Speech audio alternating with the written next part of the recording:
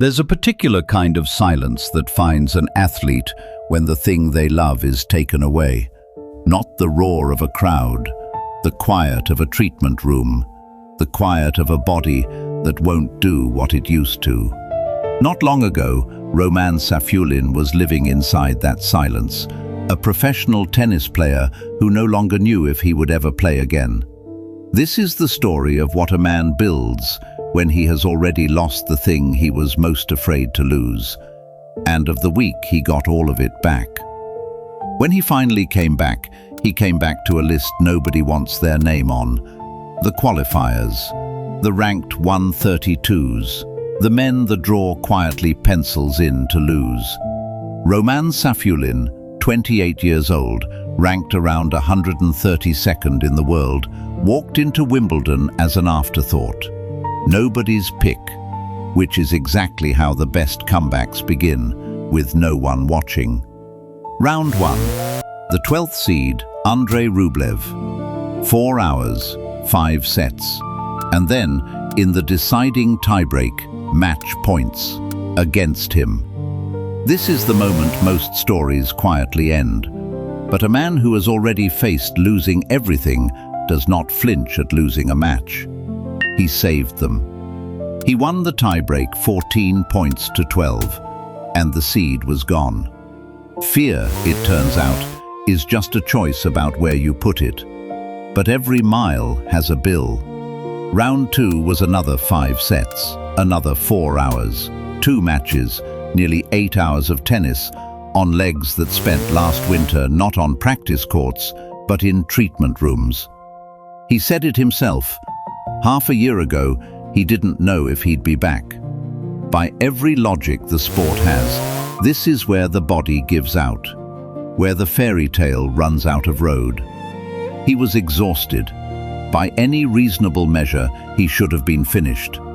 Across the net in round 3 stood the future of the sport, João Fonseca, 19 years old, the teenager who had already beaten Novak Djokovic, the name half of tennis had crowned before it happened. The exhausted man beat him 6-3, 6-3, 6-3. One of the most explosive returners of his generation, never earned a single break point, not one. And then, with the match won, with the impossible finished, Roman Safiullin sat down in his chair, and he wept.